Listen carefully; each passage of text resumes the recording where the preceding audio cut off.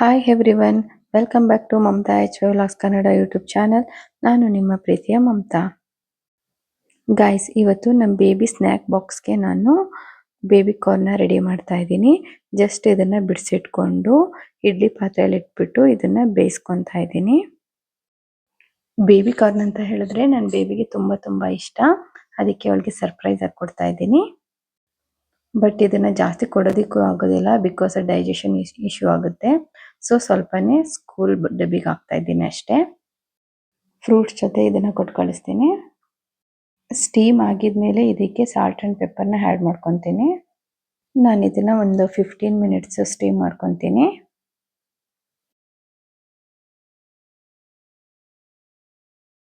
Guys, ತುಂಬ ದಿನ ಆಗಿಬಿಟ್ಟಿದೆ ದೋಸೆ ಮಾಡಿ. ಸೊ ಅದಕ್ಕೆ ದೋಸೆ ಮಾಡೋಣ ಅಂತ ಹೇಳಿಬಿಟ್ಟು ಇವಾಗ ಅಕ್ಕಿ ಮತ್ತು ಉದ್ದಿನಬೇಳೆ ನೆನೆಸ್ತಾ ಇದ್ದೀನಿ. 1/4 ಗ್ಲಾಸಷ್ಟು ಉದ್ದಿನಬೇಳೆನ ಹಾಕ್ಕೊಂಡಿದ್ದೀನಿ. ಆ್ಯಂಡ್ 1 ಗ್ಲಾಸ್ಗಿಂತ ಒಂದು ಸ್ವಲ್ಪ ಕಡಿಮೆ ರೈಸ್ ತೊಗೊಂಡು ಹಾಕ್ಕೊಂಡಿದ್ದೀನಿ. ಇವಾಗ 1 ಟೇಬಲ್ ಸ್ಪೂನ್ ಆಗುವಷ್ಟು ಕಡಲೆಬೇಳೆನ ಹಾಕ್ಕೊತಾ ಇದ್ದೀನಿ. ನಾನು ಚಿಕ್ಕವಳಾಗಿರ್ಬೇಕಾದಾಗ ನಮ್ಮ ಅಮ್ಮನಿಗೆ ನಾವು ಮಸಾಲೆ ದೋಸೆ ಮಾಡಿಕೊಡು ಅಂತ ಕೇಳ್ತಾ ಇದ್ವಿ. ಆವಾಗ ಅವ್ರಿಗೆ ಈ ಥರ ಎಲ್ಲ ಆ್ಯಡ್ ಮಾಡಬೇಕು, ಅದರಿಂದ ದೋಸೆ ಟೇಸ್ಟಾಗಿ ಬರುತ್ತೆ, ಕಲರ್ ಬರುತ್ತೆ ಅಂತ ಅವ್ರಿಗೆ ಗೊತ್ತೇ ಇರಲಿಲ್ಲ. 1 ಟೇಬಲ್ ಸ್ಪೂನ್ ಆಗುವಷ್ಟು ಹೆಸರು ಬೇಳೆನ ಆ್ಯಡ್ ಮಾಡ್ಕೊತಾ ಇದ್ದೀನಿ. ದೋಸೆ ಸ್ವಲ್ಪ ಸಾಫ್ಟಾಗಿ ಚೆನ್ನಾಗಿ ಬರಲಿ ಅಂತ ಹೇಳಿಬಿಟ್ಟು ಅವಲಕ್ಕಿ ಹಾಕ್ಕೊತಾ ಇದ್ದೀನಿ. ಇದೊಂದು ಸ್ವಲ್ಪ ನನ್ನ ಕೈನಲ್ಲೇ 1-2 ಸರಿ ಹಾಕ್ಕೊತೀನಿ. ದೋಸೆಗೆ ಈ ಥರ ಕಡಲೆಬೇಳೆ, ಹೆಸರುಬೇಳೆ, ಅವಲಕ್ಕಿ ಈ ಥರ ಆ್ಯಡ್ ಮಾಡೋದ್ರಿಂದ ದೋಸೆ ತುಂಬ ಚೆನ್ನಾಗಿ ಬರುತ್ತೆ. ಹೋಟೆಲಲ್ಲಿ ಮಸಾಲೆ ದೋಸೆ ತಿಂತೀವಲ್ಲ, ಆ ಥರನೇ ಫೀಲ್ ಆಗುತ್ತೆ. ಕಲರು ಅಷ್ಟೇ ಸೇಮ್ ಮಸಾಲೆ ದೋಸೆ ಥರನೇ ಬರುತ್ತೆ. ತುಂಬ ಅಂದರೆ ತುಂಬ ಚೆನ್ನಾಗಿರುತ್ತೆ. ಇವಾಗ 6 o'clock ಮಾರ್ನಿಂಗು. ನಾನು ಟಿಲ್ ಈವ್ನಿಂಗ್ 6 o'clock ತನಕ ನಾನು ನೆನೆಸ್ತೀನಿ. ಈವ್ನಿಂಗ್ ಎಕ್ಸಾಕ್ಟ್ 6 o'clockಗೆ ನಾನು ರುಬ್ಬೋದಕ್ಕೆ ಸ್ಟಾರ್ಟ್ ಮಾಡ್ಕೊತೀನಿ. ನಾನು ಯಾವಾಗಲೂ ಅಷ್ಟೇ ಸೋಕ್ ಮಾಡೋದಕ್ಕೆ 12 hours, ಅಗೇನ್ ಫರ್ಮೆಂಟೇಷನ್ ಮಾಡೋದಕ್ಕೆ 12 hours ತೊಗೊತೀನಿ. ಗೈಸ್, ನಾನು ತುಂಬ ದಿನದಿಂದ ಮೊಳಕೆ ಸಾರು ಮಾಡಬೇಕು ಅಂತ ಹೇಳಿ ಅನ್ಕೊತಾ ಇದ್ದೆ, ಬಟ್ ಮಾಡೋಕ್ಕೆ ಆಗ್ತಾ ಇರಲಿಲ್ಲ. ಆ್ಯಂಡ್ ವಿಂಟರ್ ಸೀಸನ್ ಬೇರೆ ಇತ್ತಲ್ಲ, ಈ ಟೈಮಲ್ಲಿ ನಾನು ತುಂಬ ಸಲ ಚೆಕ್ ಮಾಡಿದ್ದೆ. ನಮ್ಮ ಬೇಬಿಗೆ ಮೊಳಕೆ ಕಾಳು ಸಾಂಬಾರು ತಿಂದಾಗೆಲ್ಲ ತುಂಬ ಕೋಲ್ಡ್ ಥರ ಆಗ್ತಾಯಿತ್ತು. ಅದಕ್ಕೆ ಅದು ಮಾಡೋದೇ ಸಾಹಸ ಬೇಡ ಅಂತ ಬಿಟ್ಟಿದ್ದೆ. ಬಟ್ ಫೈನಲಿ ನಾನು ಮಾಡಲೇಬೇಕು ಅಂತೇಳಿ ಇವಾಗ ಮಾಡ್ತಾ ಇದ್ದೀನಿ. ನನ್ನ ಕೈ ಅಳತೆನಲ್ಲಿ ಒಂದು 3 ಸಲ ಹುರುಳಿಕಾಳನ್ನ ತಗೊಂಡು ನೆನೆಸಿದ್ದೀನಿ. ಇದನ್ನು ಅಷ್ಟೇ ಇವಾಗ 6 o'clockಲ್ಲಿ ಇದನ್ನ ನೆನೆಸಿದ್ದೀನಿ. ನಾನು ಈ ಹುರುಳಿಕಾಳನ್ನ 24 hours ಸೋಕ್ ಮಾಡ್ತೀನಿ. ಅಂದರೆ next day morning water remove ಮಾಡಿಬಿಟ್ಟು ಆಮೇಲೆ ಒಂದು ಬಾಕ್ಸಲ್ಲಿ ಮುಚ್ಚಿಡ್ತೀನಿ ಮೊಳಕೆ ಬರೋಕ್ಕೆ ಅಂತ. ಗೈಸ್, ಇದು ನನ್ನ ಕ್ಲೀನಿಂಗ್ ಪಾರ್ಟ್ನ ಎಕ್ಸ್ಟೆನ್ಷನ್ ಅಂತಲೇ ಹೇಳ್ಬೋದು. ಆ್ಯಕ್ಚುಲಿ ನಾನು ತಿರುಪತಿಗೆ ಹೋಗುವಾಗ ಮನೆಯನ್ನೆಲ್ಲ ಕ್ಲೀನ್ ಮಾಡಿದ್ದೆ. ಬಟ್ ಈ ವಿಂಡೋಸು ಮತ್ತು ಡೋರ್ಸು ಇದನ್ನು ನಾನು ನೀಟಾಗಿ ಕ್ಲೀನೇ ಮಾಡಿರಲಿಲ್ಲ. ತುಂಬ ಅಂದರೆ ತುಂಬ ಧೂಳಿತ್ತು.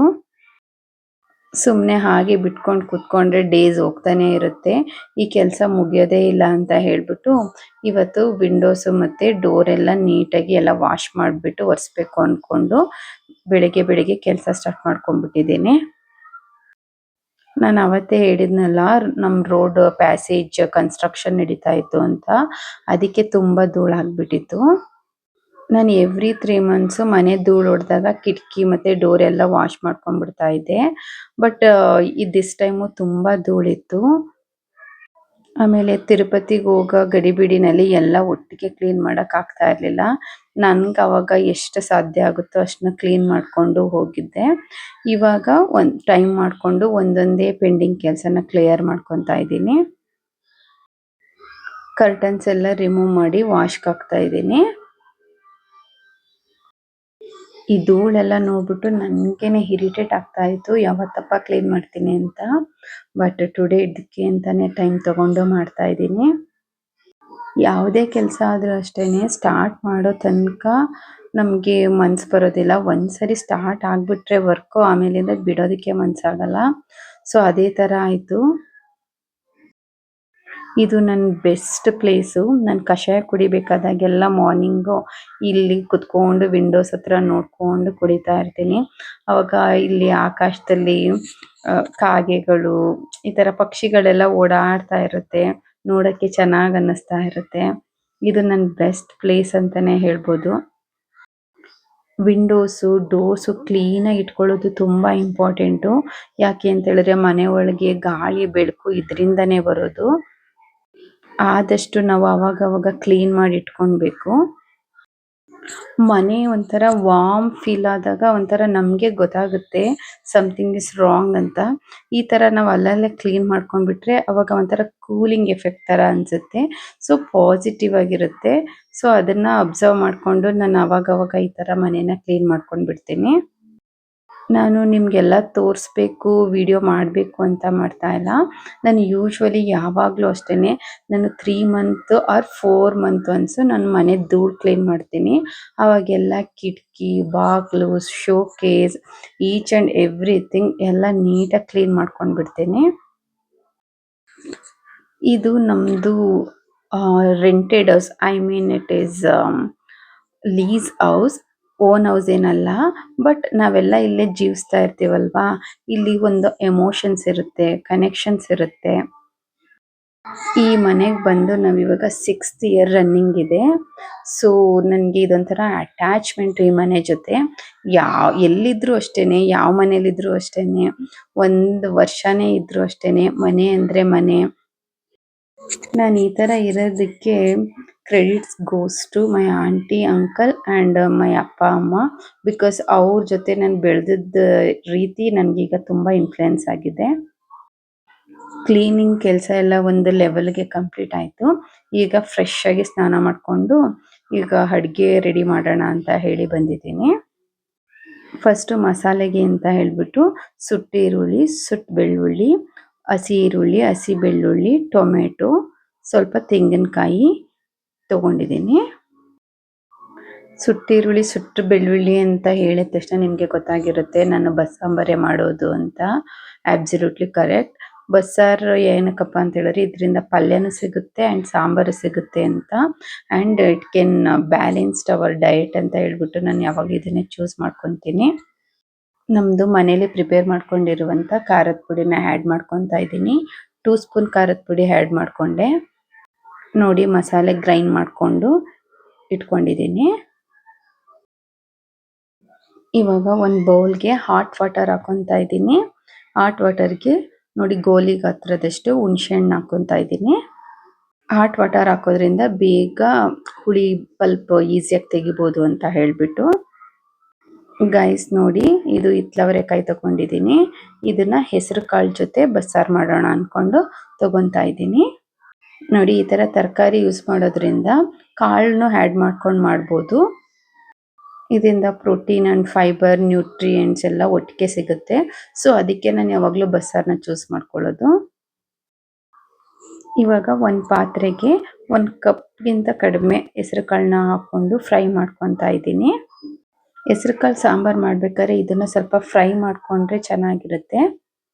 ಬಿಕಾಸ್ ಇದು ಶೀತ ಇರೋದ್ರಿಂದ ಈ ಥರ ಫ್ರೈ ಮಾಡಿಕೊಂಡ್ರೆ ಸ್ವಲ್ಪ ಶೀತ ಕಡಿಮೆ ಆಗುತ್ತೆ ಅಂತ ಹೇಳ್ಬಿಟ್ಟು ಈ ಥರ ಫ್ರೈ ಮಾಡ್ಕೋಬೇಕು. ಕಾಳು ಕೆಂಪಗಾಗಿದ್ಮೇಲೆ ಅದನ್ನು ತೆಗೆದಿಟ್ಬಿಟ್ಟು ಇವಾಗ ಪಾತ್ರೆಗೆ ನೀರು ಹಾಕ್ತಾ ಇದ್ದೀನಿ. ಈ ನೀರು ಸ್ವಲ್ಪ ಚೆನ್ನಾಗಿ ಕುದಿಬೇಕು. ಆವಾಗ ಫ್ರೈ ಮಾಡಿ ಇಟ್ಕೊಂಡಿದ್ನಲ್ಲ ಆ ಹೆಸರು ಕಾಳನ್ನೆಲ್ಲ ಈ ಕುದಿಯೋ ನೀರಿಗೆ ಆ್ಯಡ್ ಮಾಡ್ಕೊತೀನಿ. ನಾವು ಫಸ್ಟೇ ಹೆಸರು ಕಾಳನ್ನ ಫ್ರೈ ಮಾಡಿ ಇಟ್ಕೊಂಡಿರೋದ್ರಿಂದ ಕಾಳು ನೀರಲ್ಲಿ ಬೇಗ ಬೆಂದ್ಕೊಳ್ಳುತ್ತೆ. ಅಲ್ಲಿ ತನಕ ಆಲ್ರೆಡಿ ಸೋಕ್ ಮಾಡಿಟ್ಟಿದ್ನಲ್ಲ ಹುಣಸೆಹಣ್ಣು, ಅದರಲ್ಲಿ ನೀಟಾಗಿ ಪಲ್ಪ್ ತೆಗೆದು ಅದನ್ನು ಪಲ್ಯಕ್ಕೆ ಸೆಪ್ರೇಟ್ ಮಸಾಲೆ ಜೊತೆ ಮಿಕ್ಸ್ ಮಾಡ್ಕೊತಾ ಇದ್ದೀನಿ. ಅದಾಗಿದ್ಮೇಲೆ ಸಾಂಬಾರಿಗೆ ತೆಗೆದಿಟ್ಕೊಂಡಿದ್ನಲ್ಲ ಆ ಮಸಾಲೆಗೂ ಈ ಹುಳಿ ಪಲ್ಪ್ನ ಹಾಕ್ಬಿಟ್ಟು ಮಿಕ್ಸ್ ಮಾಡಿ ಇಟ್ಕೊತೀನಿ. ಈ ಹುಣಸೆಹಣ್ಣು ತುಂಬ ಸ್ಟ್ರಾಂಗ್ ಆಗಿದೆ. ಆ್ಯಕ್ಚುಲಿ ಇದು ನಮ್ಮ ಓನರ್ ಆಂಟಿ ಕೊಟ್ಟಿದ್ದು, ಅವ್ರ ಮರದಲ್ಲೇ ಬೆಳೆದಿದ್ದು ಅಂತ ಹೇಳಿಬಿಟ್ಟು. ತುಂಬ ಅಂದರೆ ತುಂಬ ಚೆನ್ನಾಗಿದೆ. ಥ್ಯಾಂಕ್ಸ್ ಮಂಜು ಆಂಟಿ. ನೋಡಿ ಇವಾಗ ಕಾಳು ಬೆಂದಿತ್ತು. ಸೊ ಅದಕ್ಕೆ ಇವಾಗ ಹಿತ್ತಲವರೆಕಾಯಿನ ಆ್ಯಡ್ ಮಾಡ್ಕೊತಾ ಇದ್ದೀನಿ. ಈಗ ಹಿತ್ತಲವರೆಕಾಯಿ ಬೇಯೋದಕ್ಕೆ ಜಾಸ್ತಿ ಟೈಮ್ ಏನು ತಗೊಳ್ಳೋದಿಲ್ಲ. ಸೊ ಇವಾಗಲೇ ನಾನು ಸಾಲ್ಟ್ ಕೂಡ ಹಾಕ್ಬಿಡ್ತಾ ಇದ್ದೀನಿ. ಹಾಕ್ಬಿಟ್ಟು ಪ್ಲೇಟ್ನ ಕವರ್ ಮಾಡಿಬಿಡ್ತೀನಿ, ಬೇಗ ಬೆಂದ್ಕೊಳ್ಳುತ್ತೆ. ಗೈಸ್ ನೋಡಿ ಇಲ್ಲಿ ಒಂದು 10 ಮಿನಿಟ್ಸ್ ಅಷ್ಟರಲ್ಲಿ ಇದು ಬೆಂದ್ಕೊಂಡಿತ್ತು. ಕಾಳು ಮತ್ತು ಆ ಕಾಯಿ ಎಲ್ಲ ಚೆಕ್ ಮಾಡಿಕೊಂಡೆ, ಸಾಫ್ಟ್ ಆಗಿತ್ತು. ಇದು ನೀಟಾಗಿ ಹದವಾಗಿ ಬೆಂದ್ಕೊಳ್ಳೋದು ತುಂಬ ಇಂಪಾರ್ಟೆಂಟು. ನೀರನ್ನೆಲ್ಲ ಬಸ್ದು ತೆಗೆದಿಟ್ಕೊಂಡೆ. ಈ ಕಾಯಿ ಇತ್ತಲ್ಲ, ಇದಕ್ಕೆ ನಾನು ಆಲ್ರೆಡಿ ಪ್ರಿಪೇರ್ ಮಾಡಿ ಇಟ್ಕೊಂಡಿದ್ನಲ್ಲ ಆ ಮಸಾಲ ಹಾಕ್ಬಿಟ್ಟು ಚೆನ್ನಾಗಿ ನೀಟಾಗಿ ತಿರ್ಗಿಸ್ಬಿಟ್ಟು ಇದನ್ನು ಪ್ಲೇಟನ್ನ ಕವರ್ ಮಾಡಿಬಿಟ್ಟು ಇಟ್ಬಿಡ್ತೀನಿ. ನೋಡಿ ಪಲ್ಯ ಇಷ್ಟೇ, ಜಸ್ಟ್ ಮಸಾಲ ಆ್ಯಡ್ ಮಾಡಿದ್ರೆ ಸಾಕು. ಇದನ್ನ ಕೆಲವರು ಸ್ವಲ್ಪ ಆಯಿಲು, ಸಾಸಿವೆ, ಆನಿಯನ್ ಎಲ್ಲ ಹಾಕೊಂಡು ಮತ್ತೆ ಪಲ್ಯ ಮಿಕ್ಸ್ ಮಾಡ್ಕೊತಾರೆ. ಬಟ್ ನಾವು ಯಾವಾಗಲೂ ಇಷ್ಟೇ ಮಾಡೋದು. ಈಗ ಬಸ್ತು ತೆಗೆದಿಟ್ಕೊಂಡಿದ್ನಲ್ಲ ಆ ವಾಟರ್ಗೆ ರುಬ್ಬಿಟ್ಕೊಂಡಿರೋ ಮಸಾಲಾನ ಆ್ಯಡ್ ಮಾಡಿಬಿಟ್ಟು ಇವಾಗ ಇದನ್ನು ಕುದಿಯೋದಕ್ಕೆ ಬಿಡ್ತಾ ಇದ್ದೀನಿ. ಇದು ಚೆನ್ನಾಗಿ ಕುದ್ದು ಎಲ್ಲ ಚೆನ್ನಾಗಿ ಹೊಂದ್ಕೊಬೇಕು. ಎಲ್ಲ ಕುದಿದಾದ್ಮೇಲಿಂದ ಇವಾಗ ಇದಕ್ಕೆ ಒಗ್ಗರಣೆ ಕೊಡ್ತಾ ಇದ್ದೀನಿ. ಬಸ್ಸಾರಿಗೆ ಒಗ್ಗರಣೆ ಅಂದರೆ ತುಂಬ ಇಂಪಾರ್ಟೆಂಟು. ಒಗ್ಗರಣೆಗೆ ಎಣ್ಣೆ, ಸಾಸಿವೆ, ಬೆಳ್ಳುಳ್ಳಿ, ಕರಿಬೇವು, ಒಣಮೆಣಸಿನ್ಕಾಯಿ ಇದಿಷ್ಟನ್ನು ನೀಟಾಗಿ ಫ್ರೈ ಮಾಡ್ಕೊತೀನಿ. ಫ್ರೈ ಆಗಿದ್ಮೇಲೆ ಇದಕ್ಕೆ ಒಂದು ಸೌಟು ಸಾಂಬಾರು ತಗೊಂಡು ಮಿಕ್ಸ್ ಮಾಡ್ಕೊಂಡ್ಬಿಟ್ಟು ಪ್ಲೇಟ್ ಕವರ್ ಮಾಡಿಬಿಡ್ತೀನಿ. ಆಮೇಲಿಂದ ಇದನ್ನು ತೆಗೆದು ನಮ್ಮದು ರೆಗ್ಯುಲರ್ ಸಾಂಬಾರು ಆಲ್ರೆಡಿ ಕುದ್ದಿರುತ್ತಲ್ಲ ಅದಕ್ಕೆ ಹಾಕ್ಬಿಟ್ಟು ಎಲ್ಲ ನೀಟಾಗಿ ತಿರುಗಿಸ್ಬಿಟ್ಟು ಪ್ಲೇಟ್ ಕವರ್ ಮಾಡಿಬಿಡ್ತೀನಿ. ಅಷ್ಟೇ, ಇಲ್ಲಿಗೆ ನಮ್ಮ ಸಾಂಬಾರು ರೆಡಿ ಆಗಿದೆ. ಇವಾಗ ನಾನು ಪ್ಲೇಟ್ಗೆ ಸರ್ವ್ ಮಾಡಿಕೊಂಡು ಊಟಕ್ಕೆ ಅಂತ ರೆಡಿಯಾಗಿದ್ದೀನಿ. ಇಟ್ಸ್ 5:30. ನನಗಿವತ್ತು ಕೆಲಸ ಮಾಡಿ ತುಂಬ ಟಯರ್ಡ್ ಆಗಿದೆ. ಸೊ ಊಟ ಮಾಡ್ತೀನಿ.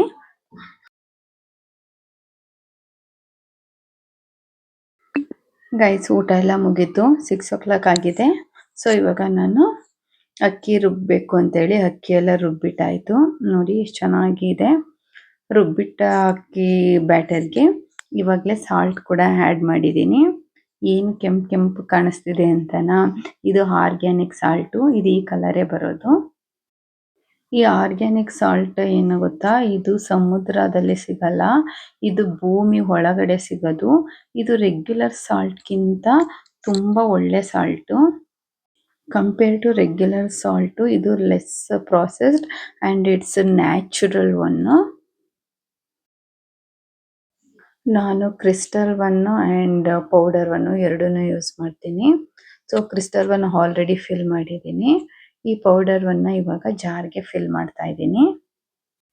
ಆಮೇಲೆ ಇನ್ನೊಂದೇನು ಗೊತ್ತಾ, ಈ ಸಾಲ್ಟ್ಸ್ನೆಲ್ಲ ನಾವು ಈ ಥರ ಸಿರಮಿಕ್ ಜಾರ್ಗಳಲ್ಲಿ ಸ್ಟೋರ್ ಮಾಡೋದು ಆರ್ ಗ್ಲಾಸ್ ಜಾರ್ನಲ್ಲಿ ಸ್ಟೋರ್ ಮಾಡೋದು ಬೆಟರ್. ನೀವು ಯಾರಾದರೂ ಪ್ಲಾಸ್ಟಿಕ್ ಡಬ್ಬ ಯೂಸ್ ಮಾಡ್ತಾ ಇದ್ರೆ ದಯವಿಟ್ಟು ಅದನ್ನು ಆಚೆ ಹಾಕಿ ಈ ಥರ ಒಂದು ಸೆರಾಮಿಕ್ ಆರ್ ಗ್ಲಾಸ್ ಜಾರ್ನ ಯೂಸ್ ಮಾಡಿ. ನಾವು ಮನೇಲಿ ಯೂಸ್ ಮಾಡುವಂಥ ಕಂಟೈನರ್ಗಳು ತುಂಬ ಮ್ಯಾಟರ್ ಆಗುತ್ತೆ. So be careful on this. Guys ಇವಾಗ ತುಂಬ ಲೇಟ್ ಆಗಿದೆ. ಸೊ ನಾನು ಮಲ್ಕೊತೀನಿ. ನಾಳೆ ನೆಕ್ಸ್ಟ್ ಡೇ ಅಂದರೆ ಥರ್ಸ್ಡೇ ಮಾರ್ನಿಂಗ್ ನಾನು ವ್ಲಾಗ್ನ ಕಂಟಿನ್ಯೂ ಮಾಡ್ತೀನಿ. Hello guys, good morning. Thursday morning ನಾನು ಬೆಳಿಗ್ಗೆ ಎದ್ದಿದ ತಕ್ಷಣ ಸ್ವಲ್ಪ ಬಿಸಿ ನೀರು ಕುಡಿತಾ ಇದ್ದೀನಿ. ಬಿಕಾಸ್ ಇವತ್ತು ಬ್ರೇಕ್ಫಾಸ್ಟ್ಗೆ ಯಾವುದೇ ರೀತಿ ಟೆನ್ಷನ್ ಇಲ್ಲ. ಬಿಕಾಸ್ ಎಸ್ಟರ್ಡೇ ನೈಟ್ ಅಕ್ಕಿ ರುಬ್ಬಿಟ್ಟಿದ್ದೀನಲ್ಲ, ಸೊ ದೋಸೆ ಹಾಕೊಳ್ಳೋದು. ಸೊ ಅದಕ್ಕೆ ಅಂತ ಹೇಳ್ಬಿಟ್ಟು ರಿಲ್ಯಾಕ್ಸ್ ಆಗಿ ವಾಟರ್ ಕುಡಿತಾ ಇದ್ದೀನಿ. ಈ ಥರ ಮಾರ್ನಿಂಗು ಖಾಲಿ ಹೊಟ್ಟೆನಲ್ಲಿ ನೀರು ಕುಡಿತಾ ಇದ್ರೆ ಇದು ನಮಗೆ ಮೋಷನ್ಗೆ ಯೂಸ್ಫುಲ್ ಆಗುತ್ತೆ. ಗೈಸ್ ಹೆಲ್ದಿ ಆಗಿರಬೇಕು ಅಂತ ಹೇಳಿದ್ರೆ ಏನಿಲ್ಲ, ನಾವು ಏನು ತಿಂದಿರ್ತೀವಿ ಅದು ನೆಕ್ಸ್ಟ್ ಡೇ ಮಾರ್ನಿಂಗು ನೀಟಾಗಿ ಮೋಷನ್ ಮಾಡಬೇಕು. ಸೊ ಆವಾಗಲೇ ನಾವು ಹೆಲ್ದಿ ಆಗಿರೋದು. ಒನ್ ಡೇ ಮಿಸ್ ಆದರೆ ಪರವಾಗಿಲ್ಲ, but next day we should aware of it. ನಾವು ನೀಟಾಗಿ ಮೋಷನ್ ಮಾಡ್ತಾ ಇದ್ದೀವಿ ಅಂತ. ಇದು ರಿಯಲಿ ಇದೇ ಹೆಲ್ತ್ಗೆ ಮೇನ್ ಅಂತ ಹೇಳಿದ್ರೆ. ಗೈಸ್ ನನಗೆ ಇವತ್ತು ಕಷಾಯ ಕುಡಿಬೇಕು ಅಂತ ಅನ್ನಿಸ್ತಾ ಇತ್ತು. ಸೊ ಅದಕ್ಕೆ ಕಷಾಯ ಮಾಡ್ಕೊಂಡಿದ್ದೀನಿ. ಬಿಕಾಸ್ ತುಂಬ ಅಂದರೆ ತುಂಬ ಚಳಿ ಇವಾಗ. ಬಿಸಿಲು ಬರುತ್ತೆ ಬಟ್ ಡೋಂಟ್ ನೋ, ಮನೇಲಿರ್ಬೇಕಾದ್ರೆ ತುಂಬ ಚಳಿ ಅನ್ನಿಸ್ತಾ ಇರುತ್ತೆ. ಗೈಸ್ ನೋಡಿ ನಮ್ಮ ದೋಸೆ ಬ್ಯಾಟರ್ ಎಷ್ಟು ಚೆನ್ನಾಗಾಗಿದೆ. ನಿನ್ನೆ ಆ ಸಿಂಗಲ್ ಲೈನ್ ಕೆಳಗಡೆ ಇತ್ತು. ಸೊ ಇವಾಗ ನೀಟಾಗಿ ಫಾರ್ಮೆಂಟ್ ಆಗಿ ಹಂಗೆ ಕುತ್ಕೊಂಡು ಮೇಲ್ ಬಂದಿದೆ. ಈ ತರ ಇರಬೇಕು ಯಾವಾಗ್ಲೂ ದೋಸೆ ಬ್ಯಾಟರ್. ನಾವು ಕರೆಕ್ಟ್ ಆಗಿ ಮಾಡಿದ್ರೆ ಕರೆಕ್ಟ್ ಆಗಿ ಆಗೇ ಆಗುತ್ತೆ. ನೋಡಿ ನನ್ ಬೇಬಿ ಎದ್ದು ಬಂದಿದ್ದಾಳೆ. ಬಟ್ ಅವಳು ಯಾಕೋ ಸ್ವಲ್ಪ ಕೆಮ್ತಾ ಇದ್ಲು. ಸೊ ಅದಕ್ಕೆ ಅವಳಿಗೂ ಕಷಾಯ ತಗೊಂಡ್ ಬಂದಿದ್ದೀನಿ ಕುಡ್ಸೋದಿಕ್ಕೆ ಅಂತ. ನಾನು ಯಾವಾಗ್ಲೂ ವೀಕೆಂಡ್ ಅಲ್ಲಿ ಒನ್ ಡೇ ಡೆಡಿಕೇಟ್ ಆಗಿ ಅವಳಿಗೆ ಕಷಾಯ ಕುಡಿಸ್ತೀನಿ. ಬಟ್ ಇವತ್ತು ಅವಳು ಕೆಮ್ತಾ ಇದ್ದಿದ್ರಿಂದ ಇವತ್ತು ಕೂಡ ಕೊಡ್ತಾ ಇದ್ದೀನಿ. ಒಂದ್ ಸಿಪ್ ಕುಡಿಯೋ ತನಕ ಅಷ್ಟೇ, ಆಮೇಲೆ ಏನಿಲ್ಲ ಕುಡಿತಾಳೆ. ಆಮೇಲೆ ಅವಳಿಗೆ ಈ ತರ ಕಪ್ಪಲ್ಲಿ ಹಾಕೊಟ್ರೆ ಅವಳು ಕುಡ್ದೇ ಕುಡಿತಾಳೆ. ಅದಕ್ಕೆ ಇದೊಂದು ಸ್ಟ್ರಾಟಜಿ ನಾನು ಯೂಸ್ ಮಾಡೋದು. ನಾನ್ ಕಾಫಿ ಕುಡಿಯೋ ಕಪ್ಪಲ್ಲಿ ಅವಳಿಗೆ ಹಾಕೊಡ್ತೀನಿ. ಕಾಫಿ ಅಂದ್ರೆ ಕಾಫಿ ಅಲ್ಲ, ಕಷಾಯನೇ ನಾನು ಕೂಡ ಕುಡಿಯೋದು. ಕಾಫಿ ಬಿಟ್ಟು ತುಂಬಾ ಅಂದ್ರೆ ತುಂಬಾ ದಿನಾನೇ ಆಗೋಗಿದೆ. ಬೆಳಿಗ್ಗೆ ಎದ್ದಿದ ತಕ್ಷಣ ಅವಳದು ಶ್ಲೋಕ ಎಲ್ಲ ಮುಗಿಸಿ ಕುತ್ಕೊಂಡಿದ್ಲು. ಸ್ವಲ್ಪ ಟಿವಿ ಹಾಕ್ಬಿಟ್ಟು ಇವಾಗ ಕಷಾಯ ಕುಡ್ಸಿದ್ದೀನಿ. ಗೈಸ್ ನೋಡಿ ಇಲ್ಲಿ 24 hours ಆಗಿದೆ. ಹುರುಳಿಕಾಳು ಇವಾಗ ನೀಟಾಗಿ ಚೆನ್ನಾಗಿ ನೆಂದಿದೆ. ಇವಾಗ ಇದನ್ನ ನಾನು ನೀರಿಂದ ಸೆಪರೇಟ್ ಮಾಡಬೇಕು. ನೀರೆಲ್ಲ ತೆಗ್ದಾಕಾದ್ಮೇಲೆ ನಾನು ಈ ಪಾತ್ರೆನಲ್ಲಿ ಆ ನೆನೆಸಿಟ್ಟಿದಂಥ ಕಾಳನ್ನೆಲ್ಲ ಹಾಕ್ತಾ ಇದ್ದೀನಿ. ನನ್ಗೆ ಏನು ಗೊತ್ತಾ, ನನಗೆ ಮೊಳಕೆ ಬಂದಿರೋ ಕಾಳು ನೋಡೋದಕ್ಕೆ ತುಂಬ ಅಂದರೆ ತುಂಬ ಇಷ್ಟ. ಅದು ವೈಟ್ಗಿರುತ್ತೆ, ಅದೊಂಥರ ಬಚ್ಚಿಟ್ಕೊಂಡಿರೋ ಥರ ಅನ್ನಿಸ್ತಾ ಇರುತ್ತೆ. ನೋಡೋದಕ್ಕೆ ತುಂಬ ಅಂದರೆ ತುಂಬ ಚೆನ್ನಾಗಿರುತ್ತೆ. ಗೈಸ್ ನೋಡಿ ಈ ಥರ ಏರ್ ಟೈಟ್ ಕ್ಲೋಸ್ ಮಾಡಿ ಇದನ್ನ ಇಡಬೇಕು. ಮೊಳಕೆ ಬಂದಿದ್ಮೇಲೆ ತೋರಿಸ್ತೀನಿ. ಆ್ಯಂಡ್ ಮೊಳಕೆ ಸಾಂಬಾರು ಕೂಡ ನಾನು ನಿಮಗೆ ಮಾಡಿ ತೋರಿಸ್ತೀನಿ. ಗೈಸ್ ಇವಾಗ ನಾನು ಫ್ರೆಶ್ ಆಗಿ ಸ್ನಾನ ಎಲ್ಲ ಮಾಡಿಕೊಂಡು ಬ್ರೇಕ್ಫಾಸ್ಟ್ ಮಾಡೋಣ ಅಂದ್ಕೊಂಡು ಬಂದಿದ್ದೀನಿ. ದೋಸೆ ಟೇಸ್ಟ್ ಮಾಡೋಣ ಅಂತ ಹೇಳ್ಬಿಟ್ಟು ಇವಾಗ ದೋಸೆ ಹಾಕೋದಿಕ್ಕೆ ಅಂತ ಅಂದ್ಬಿಟ್ಟು ನಂದು ಕ್ಯಾಸ್ಟ್ ಐರನ್ ತವಾ ಇಟ್ಟಿದ್ದೀನಿ. ಗೈಸ್ ನಾನು ತುಂಬ ಹಿಂದಿನ ವಿಡಿಯೋಗಳಲ್ಲೆಲ್ಲ ಹೇಳಿದ್ದೀನಿ, ಯಾರೆಲ್ಲ ನಾನ್ ಸ್ಟಿಕ್ ತವಾ ಯೂಸ್ ಮಾಡ್ತಾ ಇದ್ದೀರಾ please throw it. You start to use this cast iron or iron tawa. Guys ಏನು ಗೊತ್ತಾ, ಜನಗಳಿಗೆ ಗೊತ್ತಿರುತ್ತೆ ಒಳ್ಳೇದು ಯಾವುದು ಕೆಟ್ಟದ್ದು ಯಾವುದು ಅಂತ. ಬಟ್ ಅದನ್ನು ಇಂಪ್ಲಿಮೆಂಟ್ ಮಾಡೋದಕ್ಕೆ ಜಾಸ್ತಿ ಜನ ಮುಂದೆ ಬರೋದಿಲ್ಲ. ಬೇಕಿದ್ರೆ ಹಾಸ್ಪಿಟಲ್ಸ್ಗೆ ಹೋಗಿ ಮೆಡಿಸಿನ್ಸ್ ತಗೊಳ್ಳೋದಕ್ಕೆ ಪೀಪಲ್ಸ್ ತುಂಬ ರೆಡಿ ಆಗಿಬಿಟ್ಟಿರ್ತಾರೆ. ಅದೇ ಅವರ ಲೈಫ್ ಸ್ಟೈಲ್ನಲ್ಲಿ ಈ ಥರ ಒಂದು ಸ್ಮಾಲ್ ಚೇಂಜಸ್ ಮಾಡ್ಕೋಬೇಕು, ಇಂಪ್ಲಿಮೆಂಟ್ ಮಾಡ್ಕೋಬೇಕು ಅಂತಂದರೆ ತುಂಬ ಜನ ಮುಂದೆನೇ ಬರೋದಿಲ್ಲ. ಮಕ್ಕಳು ಏನು ಬೇಕಾದರೂ ಔಟ್ಸೈಡ್ ಕೊಡೋಕ್ಕೆ ರೆಡಿ ಇರ್ತಾರೆ. ಬಟ್ ಮನೇಲಿ ಈ ಥರ ಒಂದು ಸ್ಮಾಲದನ್ನೆಲ್ಲ ಚೇಂಜ್ ಮಾಡೋದಕ್ಕೆ ಅಂತಂದರೆ ಯೋಚನೆನೇ ಮಾಡೋಕ್ಕೋಗಲ್ಲ. ಯಾಕೆ ಅಂತ ಅರ್ಥನೇ ಆಗೋದಿಲ್ಲ. ನನ್ನ ವಿಡಿಯೋಸ್ ಯಾರು ನೋಡ್ತಿದ್ದೀರೋ ಅವರು ಖಂಡಿತ ಒಳ್ಳೆ ದಾರಿನಲ್ಲೇ ಇರ್ತೀರಾ ಅನ್ನೋ ಭರವಸೆ ನನಗಿದೆ. ಗಾಯ್ಸ್ ಇಲ್ಲಿ ನೋಡಿ ದೋಸೆ ಏನು ಸೂಪರ್ ಆಗಿದೆ. ಸೇಮ್ ಹೋಟೆಲ್ನಲ್ಲಿ ಸಿಗೋ ಮಸಾಲೆ ದೋಸೆ ಥರನೇ ಇದೆ. ಬಿಸಿ ಬಿಸಿ ದೋಸೆ, ಕಾಯಿ ಚಟ್ನಿ, ಆಲೂಗಡ್ಡೆ ಪಲ್ಯ.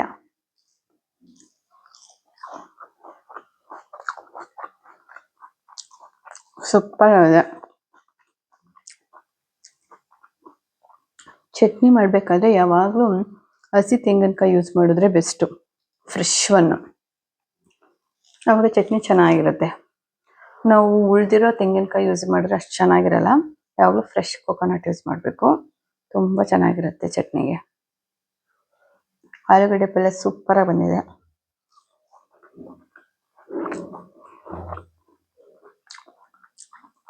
ನನಗಷ್ಟು ಇಷ್ಟ ಇಲ್ಲ ಆಲೂಗಡ್ಡೆ ಪಲ್ಯ. ಅದು ನಮಗೆ ಆಗಲ್ಲ. ನಮ್ಮ ಬೇಬಿಗೋಸ್ಕರ ಅಂತ ಮಾಡಿರೋದು, ಅದಕ್ಕೆ ಸ್ವಲ್ಪನೇ ತಗೊಂಡಿದ್ದೀನಿ.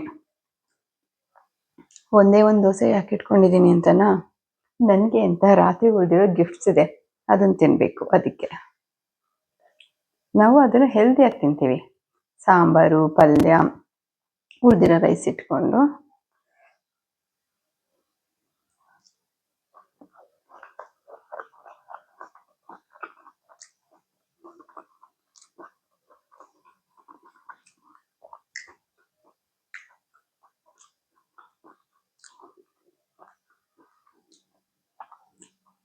Thank you so much for watching guys. ಯಾರೆಲ್ಲ ಇಷ್ಟೊತ್ತು ನನ್ನ ವಿಡಿಯೋನ ಕಂಪ್ಲೀಟಾಗಿ ನೋಡಿದ್ದೀರಾ ಅವ್ರಿಗೆ ಥ್ಯಾಂಕ್ ಯು ಸೋ ಮಚ್. ಇಷ್ಟ ಆಗಿದ್ರೆ ಲೈಕ್ ಮಾಡಿ, ಕಮೆಂಟ್ ಮಾಡಿ ಆ್ಯಂಡ್ ಸಬ್ಸ್ಕ್ರೈಬ್ ಮಾಡಿಕೊಂಡು ವಿಡಿಯೋನ ಕಂಪ್ಲೀಟಾಗಿ ನೋಡಿ.